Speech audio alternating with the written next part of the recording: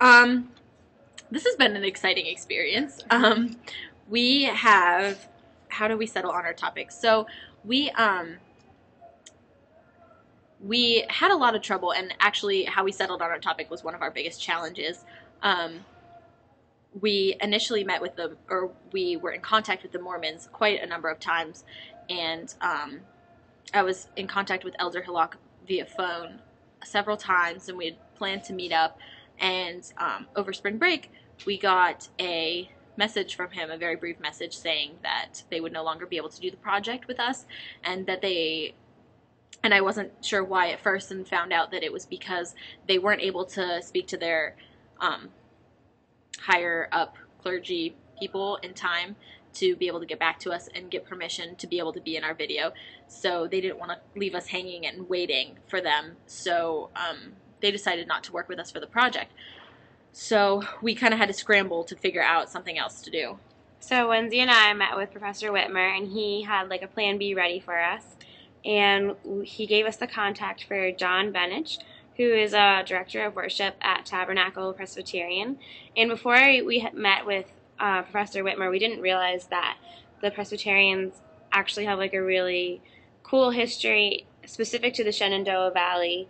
And once we contacted John and got to talk with him more, we got to find a lot more out about that. And that sort of, after talking with him, is when we decided to form our new plan and figure out how we wanted to approach it. And luckily we didn't need Plan C, which I had at the same time been talking to the Chabad House, which is new to Harrisonburg. But John's been great for us, and he took us down a completely new path that we weren't even expecting to go down. But fortunately for us, it's really been working well. So the choices we made regarding content and form. So we were in a time crunch, and our primary contact had been John, and so we kind of just had to go with what we had. So we researched Presbyterian a little bit in the Valley, but we didn't really realize how vastly different the two different sects of Presbyterianism are in the Shenandoah Valley.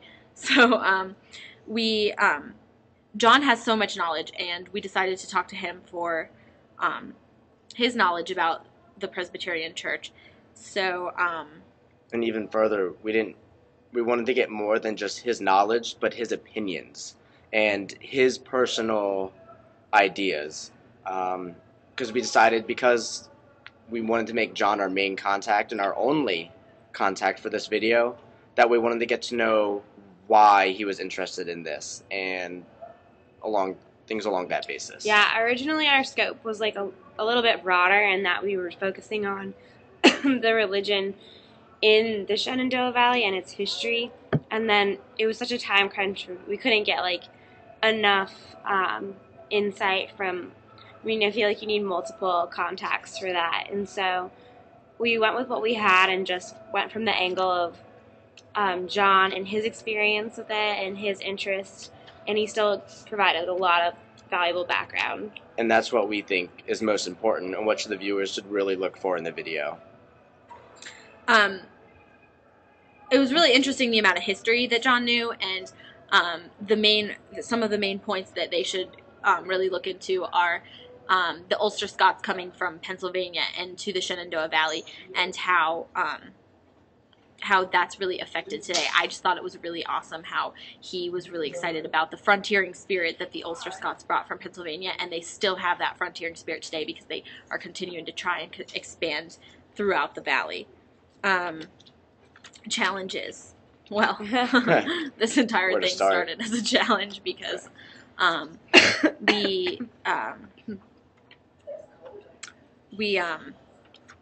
were working with the Mormon congregation, and because we suddenly were unable to work with them, we had to scramble to find someone, and it did actually take quite a bit of time to get in contact with John initially, and really just finding time to all work together, and time that met all of our schedules to be able to meet. Time in general was one of the biggest challenges, and coming down to the wire, still having a lot to do, is very stressful, but it's getting done. And honestly, it's turning into one of our successes as well. just because, no, I mean, because we're not off trying to find all these other people. We're limited to John, which turned out to be such a great thing because John knows so much and he's such an interesting person, can provide us with so much information. He's been really awesome to work with. I think we were about to say that, like, a success has been finding him because he just is so open to working with us and really is so passionate about the Presbyterians and their history, and just like offers to meet us all the time, is always asking us how it's going. Like, he's really invested in it, and it's been so great to work with him. It's been very memorable.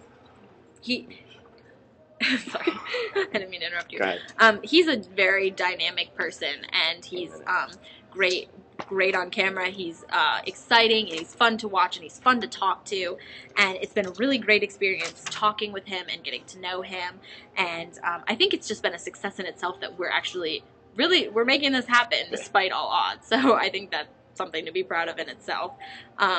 Memorable moments. We went to the service together on Sunday, and that was really cool to see. John is the director of worship, so we got to see him like play some songs, and just meeting together as a group has always been memorable. It's a fun project to work on, very challenging, especially the movie making process itself.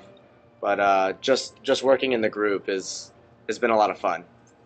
So overall, we're really excited about what our finished product's going to look like, and we're glad we pulled it all together. Yep. It's been good. But thanks for your help.